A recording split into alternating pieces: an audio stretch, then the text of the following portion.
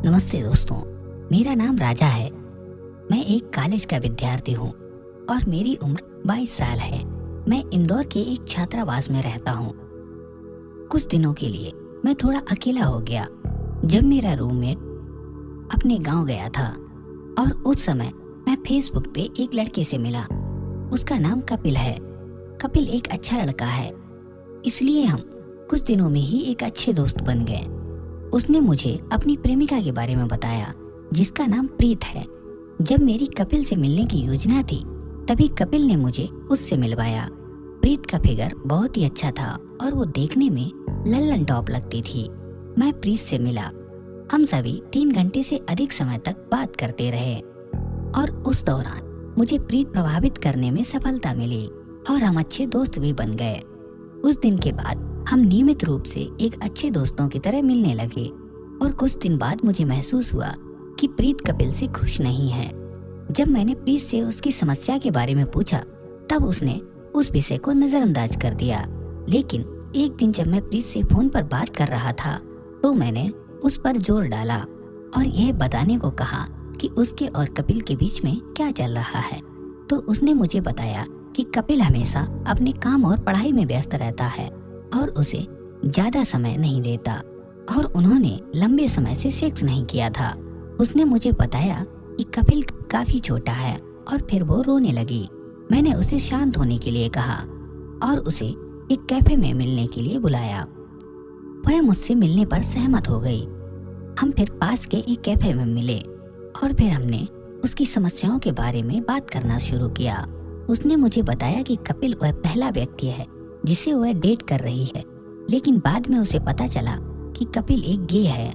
मुझे समझ नहीं आया कि मैं उस वक्त क्या कहूँ, इसलिए मैंने उससे कहा कि वो दुखी न हो और किसी अच्छे साथी को ढूंढ ले।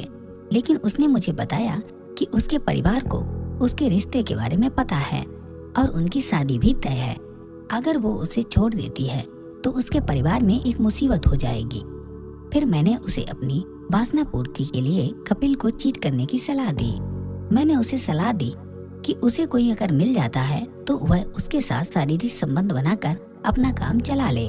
तो प्रीत ने कहा कि वह भी मेरे विचार से सहमत है, लेकिन उसने कहा कि वह किसी ऐसे व्यक्ति पर भरोसा नहीं कर सकती जिसे वो जानती नहीं। उससे सीधे पूछना उचित नहीं लगा, इसलिए मैंने उससे कहा कि मैं उसकी किसी तरह से मदद करूंगा। उसके बाद वो चली गई, लेकिन अगले दिन उसने मुझे घर पर बुलाया। लगभग 2 बजे मैं उसके घर पे गया। वह मेरे लिए स्नैक्स और कॉफी लेकर आई और फिर हम लोगों ने बात करना शुरू कर दिया।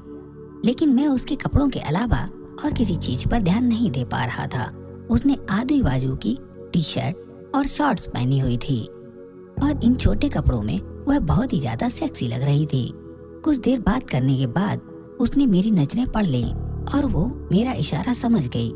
उसने मुझसे पूछा, क्या देख रहे हो? और मैंने उससे सीधे कहा, मैं तुम्हारे बूब्स को देख रहा हूँ। और तभी मैंने कह दिया कि मैं तुम्हें बहुत पसंद करता हूँ। और अचानक कुछ देर के लिए हम दोनों शांत हो गए। कुछ सेकंड बाद उसने मुझे कहा कि वो भी मुझे पसंद करती है। बस इतना सुनते ही उसने बुरी तरह से किस करना शुरू कर दिया।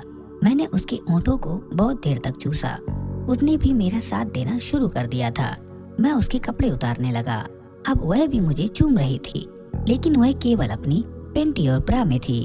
वह बेहद सेक्सी लग रही थी। और फिर मैंने उसकी ब्रा और पेंटी भी उतार दी। अब वो मेरे सामने बिल्कुल नंगी थी। फिर मैंने अपने भी कपड़े उतार दिए और तब मैंने उसे सोफे पर धकेल दिया और उसकी टांगे फैलाकर वह मजे से आ कर रही थी। वह अनुभवी कॉल गर्ल की तरह चूसने लगी। मुझे उससे ये उम्मीद नहीं थी, पर मुझे इसमें बहुत मजा आ रहा था। मुझे ऐसा लग रहा था कि मानो मैं स्वर्ग में हूँ। मैंने अपने रस को उसके चेहरे पर छिड़क दिया। फिर हम दोनों एक वॉशरूम में चले गए। हमने अपने जिस्म को साफ किया, लेकिन मैंने उसे अपनी बाहों में दबा लिया और 5 मिनट तक ऐसे ही पड़ा रहा। 5 मिनट बाद उसे कुछ दर्द से राहत मिली। फिर मैंने एक और शॉट मारा और वह फिर से चिल्लाई, लेकिन उसे इस बार ज्यादा तकलीफ नहीं हुई। उसे मजा आने लगा। उसने मुझे गाली देना शुरू कर दिया और हम दोनों ने 3 बार परमानंद प्राप्त करके अपना लावा छोड़ दिया। फिर मैं अपने अपार्टमेंट में वापस आ गया और उसके बाद हम अलग अलग जगहों पर मिलते रहे। उसकी शादी उसके बॉयफ्रेंड कपिल से हो गई, लेकिन शादी के कुछ महीने बाद वह अपने पति कपिल के साथ दूसरे शहर चली गई और दोस्तों फिर से मैं एक बार अकेला हो गया। तो दोस्तों उम्मीद करते हैं कि आपको हमारी ये कहानी अच्छी लगी होगी।